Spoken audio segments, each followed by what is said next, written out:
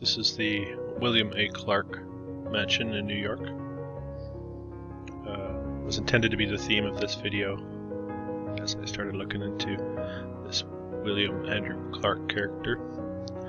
I added a little bit more information about him in the family line.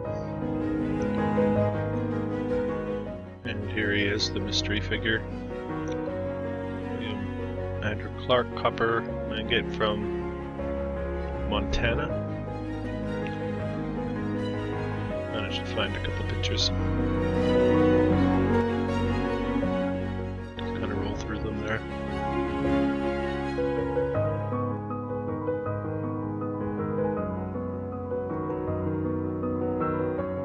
Him, I know, with it, his daughter, Huguette, his youngest daughter.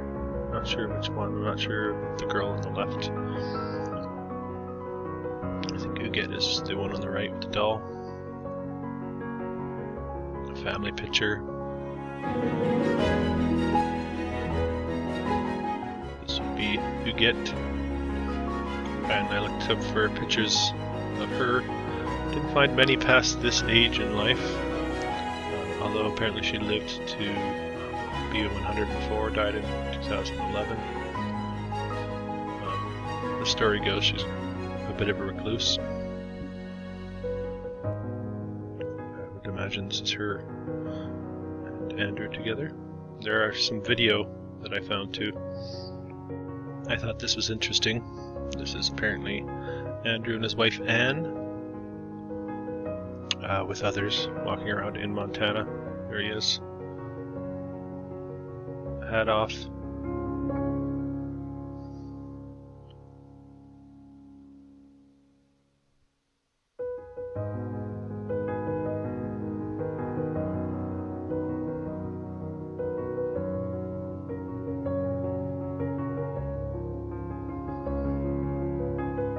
Even the staircase here is quite incredible.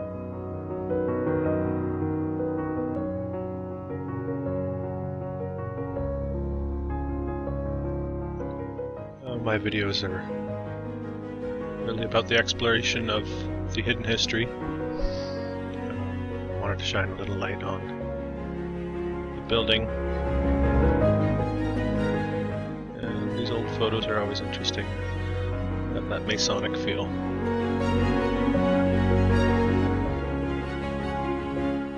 There's Huguette again.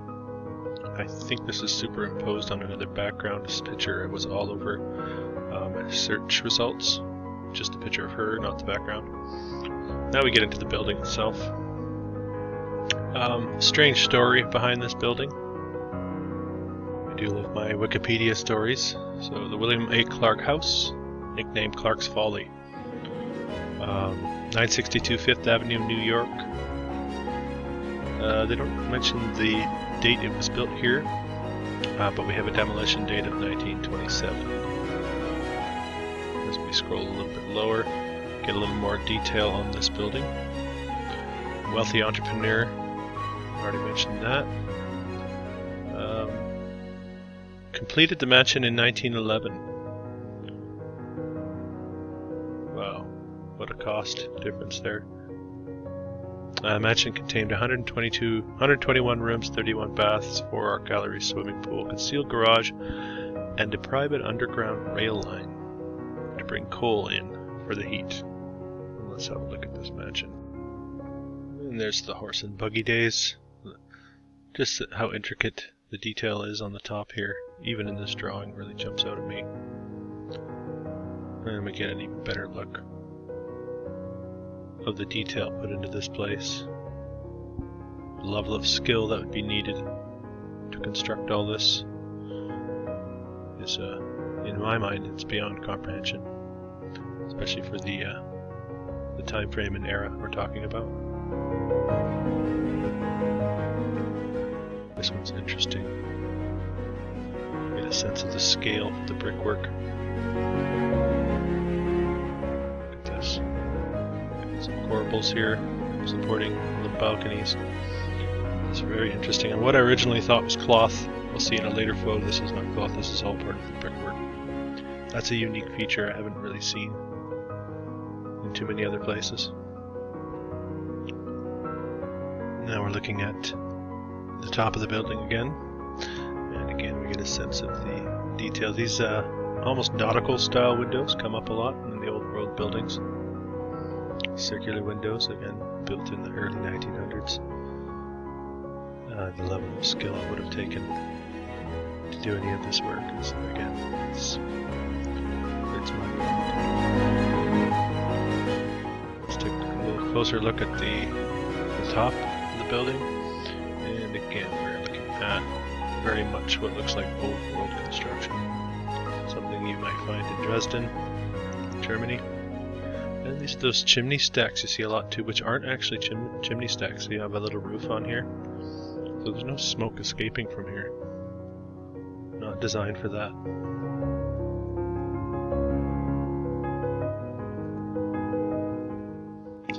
Another view from the street.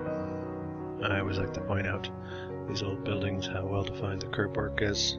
You can see the cobble effect or the brick effect in the road. Just a little bit of evidence right there, but there's a little thin layer of mud over the streets.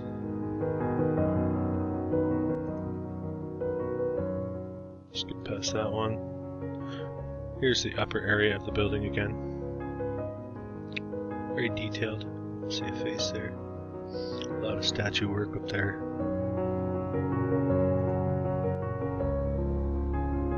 More from the street. Very uniform brickwork or blockwork. Or that might even be concrete covering. View from the street. I like the railings for these balconies in the foreground here as well. Wrought iron. Now we get to the interior, and there's a handful of interior shots from this building. Again, we have that real sense of old world Europe here.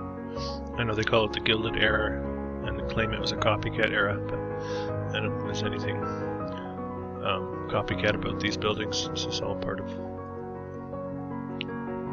the same world, I think. For a 121 room mansion, it's interesting that there's really only a handful of photographs of such a place that's so visibly incredible.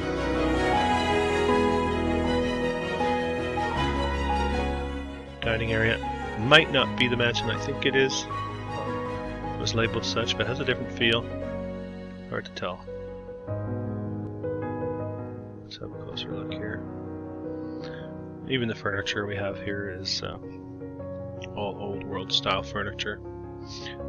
Goes with all the ornate detail in the rooms. And you have the fireplace, which many of us think now served a different purpose than actually heating the building, at least with wood. Here's one of the galleries.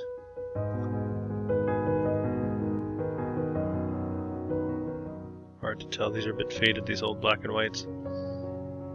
Get a sense of the patterning on the floor of this type of work here. Very difficult work to do.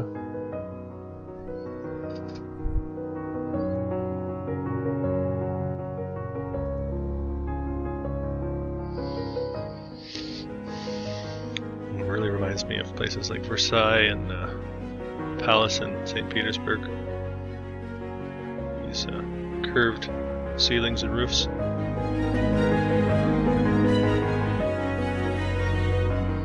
Alright, this is interesting. This looks like a pipe organ. Again, a theme that comes up very often in a lot of our old world research. These cathedrals, and much more than cathedrals.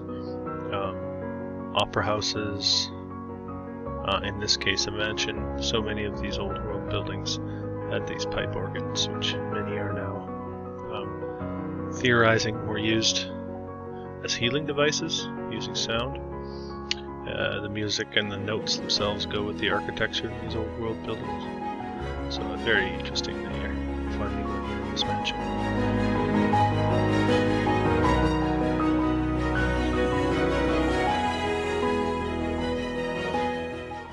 Fireplace, not a hint of soot here.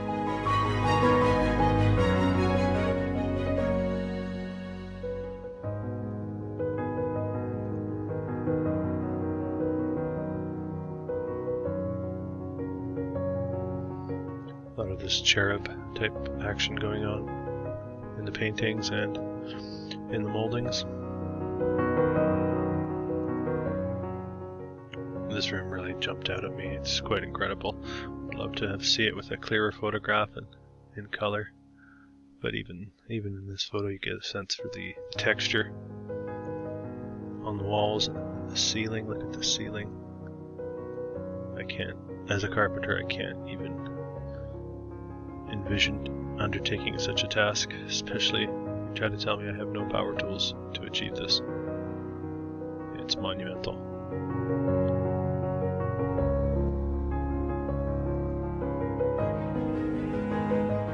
We have a brickwork staircase, pristine brickwork. Not a great photo. We got another one.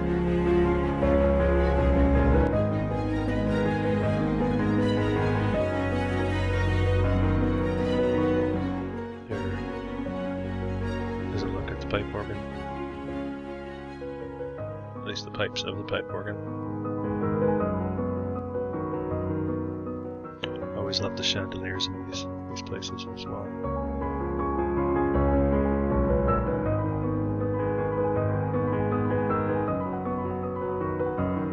Looks like a picture of George Washington on the wall.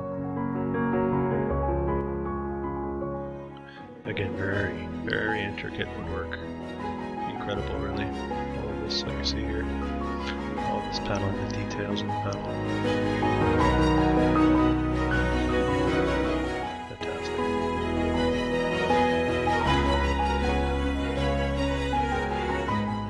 Saw this earlier, this location. Looks like a newel post at the top of a set of stairs. Marble, I would suspect. Quite a statue going on there. Hard to tell exactly what we're looking at. Some sort of battle, possibly.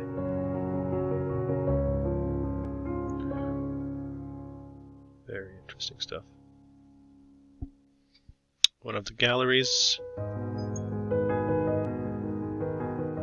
That curved ceiling room again.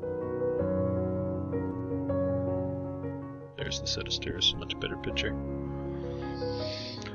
Very difficult for me, as someone who has built things, to comprehend the degree of difficulty of making a set of a stair like this out of what it looks like to be marble.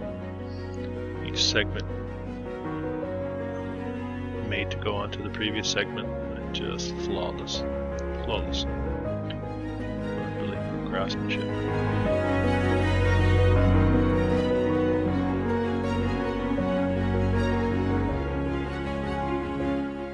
Bit of a coffering in this ceiling here. Oh, this is a very interesting feature here too. Here's the windows. You have a bit of an opening in the curve of the ceiling. You see it here. Just amazing.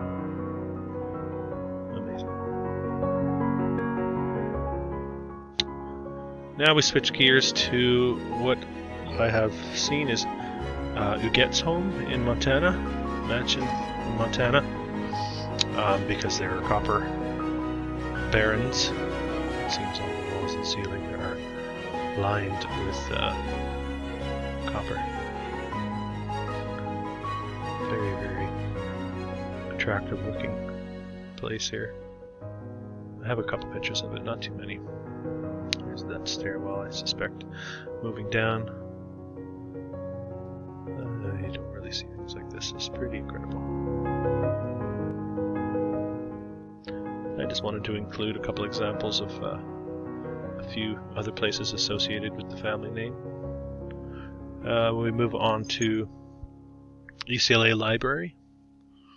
Not looking like too much in this picture, although you do get a sense of that permanence and the age, the similarities with the steps from the video earlier, and then you get a little bit idea of the ornamentation.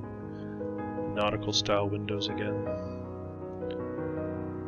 And we get this from the front as well. Not a huge picture, not a great picture, but a little more ornate, that's for sure. You get a sense of the building. But wait till you see the inside. Now we're inside the UCLA library. You got wood paneling, wood everything. It's the ceilings really that get me. This one doesn't do it justice. Let's see, better picture. We'll get to that one. Another room in the UCLA library. Looking very much like old world Europe. Just incredible. And we have like marble stairs here as well. It's quite the building. Curved ceiling. And similar feature here with the windows, nautical style windows and the opening curved ceiling.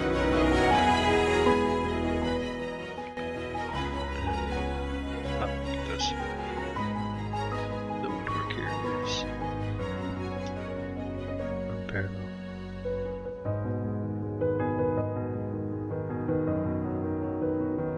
And as I search around for anything related to the Clark character, I found out that Clarksdale, Arizona was named after the same gentleman. And this is just a shot I found of the area around Clarksdale. So, I think we are witnessing with this story, or this narrative, an implanted timeline, an explanation for something that was there before, and we're looking at an inheritor name being attached to these places. This evidence of old world that's all around us and everywhere. I hope you enjoyed this video. Please like, share, and subscribe if so. Thank you for joining me.